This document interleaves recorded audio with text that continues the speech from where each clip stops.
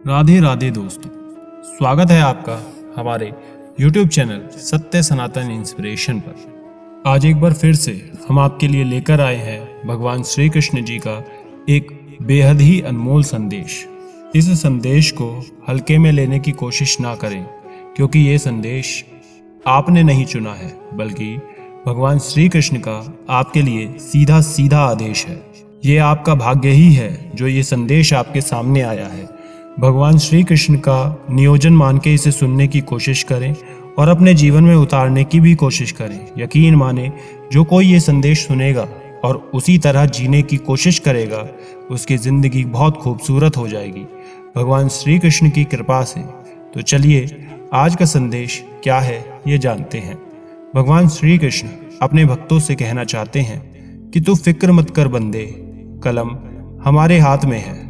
तू कर मत फिक्र, जो हुआ नहीं वो हम करेंगे, वो जो तूने शायद सोचा ही नहीं। अरे तू हर रोज सोचता है कि खुद को बदलेगा, एक नई शुरुआत करेगा, जो हुआ उसे भूल जाएगा, जीवन में आगे बढ़ने की कोशिश करेगा। पर ये सब तू कर ही नहीं पाता, क्योंकि हमेशा यही बातें तुझ पर हावी हो जाती हैं जो तेरे लिए अच्छी नहीं होती, और वही सोचकर तू खुद को तकलीफ देता है और फिर ये जिंदगी तेरे लिए मुश्किलें पैदा करती है और तू खुद को संभाल ही नहीं पाता है। इसलिए मैं तुझसे कहता हूँ कि जितना ही कम दुनिया से तू वास्ता रखता है, उतनी ही खूबसूरत तेरी जिंदगी का रास्ता होता है। जितना कम तू दुनिया से वास्ता रखता है, उतना ही खूबसूरत तेरी जिंदगी का रास्ता होता है, क्योंकि दिखावे से ये जिंदगी नहीं चलती। जो दिखावा करता है, ऐसे लोगों से हमेशा दूर रहो।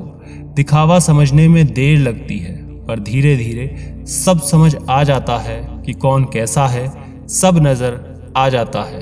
दिखावा कब तक करेंगे ये लोग, ये वक्त तो उनको भी सब कुछ सिखा जाता है। लेकिन तू एक बात याद रखना, जीवन में कुछ लोग इसलिए जिंदगी में आते हैं ताकि तू जान सके कि तुझे किनसे बचना है। इसलिए जो रिश्ता तुझे रुला दे, उससे गहरा कोई रिश्ता नहीं, और जो रिश्ता तुझे रोता हुआ छोड़ दे, उससे कमजोर कोई रिश्ता नहीं, और जो आपकी खुशी के लिए हार मान ले, उससे आप कभी जीत ही नहीं सकते। और ऐसा कोई व्यक्ति अगर तुम्हारे पास है तो उसे समझने की कोशिश करो, उसे अपने आप से कभी दूर मत करो। और इस दुनिया में तेरे पास अगर ऐसा कोई नहीं है तो चिंता मत कर, ये कृष्ण तुम्हारे साथ हमेशा है।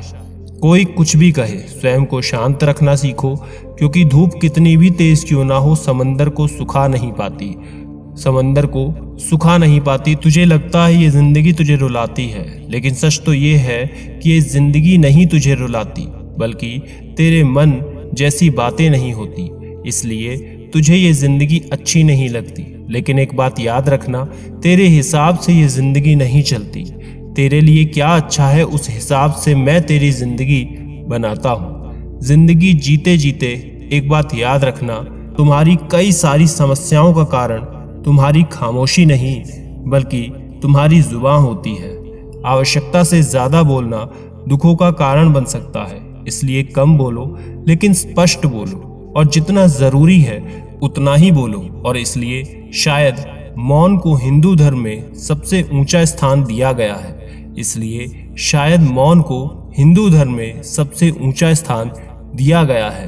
अरे इतना ही नहीं, सेहत और मौन का भी गहरा रिश्ता होता है। मन से मानसिक शांति तुम्हें प्राप्त होती है और विचारों में एकाग्रता आती है। और इसलिए आज तक बड़े बड़े साधु संतों ने, बड़े बड़े विद्वानों ने मौन धारण करके गुप्त ज्ञान को भी पा लिया। और तुम्हारी यही समस्या है कि तुम चुप रह ही नहीं सकते, और चुप ना बैठने के कारण कई सारी समस्याओं का तुम्हें सामना करना पड़ता है, और कई सारी समस्याओं को तुम खुद ही आमंत्रित करते हो। जैसे कि घर में कलेश का कारण भी तुम्हारी जुबान ही होती है। चाहे तो तुम चुप रहकर कलेश को खत्म कर सकते थे, लेकिन नहीं, तुम लोगों में तो जैसे स्पर्धा सी चलती है कि कौन सबसे ज्यादा बोलेगा, और इतनी स्पर्धा में जीत किसी की भी नहीं होती। लेकिन फिर भी इनाम में तो तुम्हें बस मिलता है बहुत बड़ा दुख, मनमुटाव, गुस्सा क्रोध। इसलिए ज्यादा बोलने से अच्छा है मौन व्रत धारण कर लो।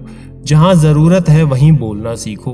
अरे तुम्हारी आवश्यकता के अनुसार खाते हो, आवश्यकता के अनुसार कार्य करते हो, तो फिर आवश्यकता के अनुसार बोलते क्यों नहीं? जरूरत से ज्यादा बोलने की जरूरत ही क्या होती है? अगर तू ठहर के जरा सोचेगा तो तुझे पता चलेगा कि कितना समय तूने ऐसे ही खराब कर दिया, व्यर्थ की बातों में गंवा दिया। और जिंदगी के उन बातों में समय गंवाना असल में जिसकी तुम्हें जरूरत ही नहीं थी, लेकिन हाँ, उस जगह पर बोलना बहुत जरूरी हो जाता है जहाँ सच में बोलने की आवश्यकता होती है। जैसे कि जहाँ किसी के साथ छल हो रहा है, कपट हो रहा है, अधर्म हो रहा है और अनैतिकता की बातें हो रही हैं, वहां तो तुम्हें बोलना ही पड़ेगा।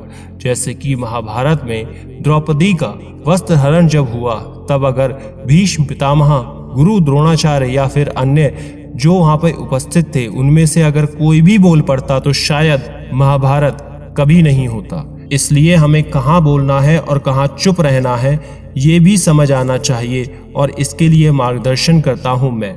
जो मेरी संगत में रहता है उसे समझ में आता है कि कहाँ क्या बोलना है और कहाँ चुप बैठना है।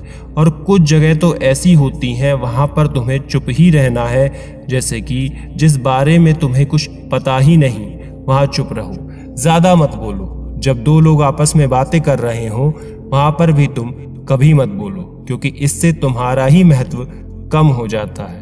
जब कोई तुम्हें उनकी तकलीफ बता रहा हो तो पहले उनकी तकलीफ सुनो, उनका कहना सुनो, बीच में मत बोलो, क्योंकि तुम्हारे बोलने से ज्यादा महत्व उसकी भावनाओं का है। इसलिए उसकी भावनाएं पहले समझो, फिर उस पर बोलो। ऐसे व्यक्ति के साथ कभी भी बात मत करो जो तुम्हें हर बार ठुकरा देता है या फिर तुम्हारी बातों को महत्व नहीं देता।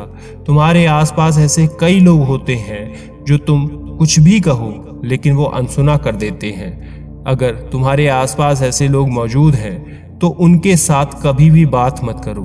जो तुम्हारी तरक्की से खुश नहीं होते हैं, तुम्हारी तरक्की होने से जिन्हें दुख होता है, उनके साथ भी तुम कभी बातें मत करो।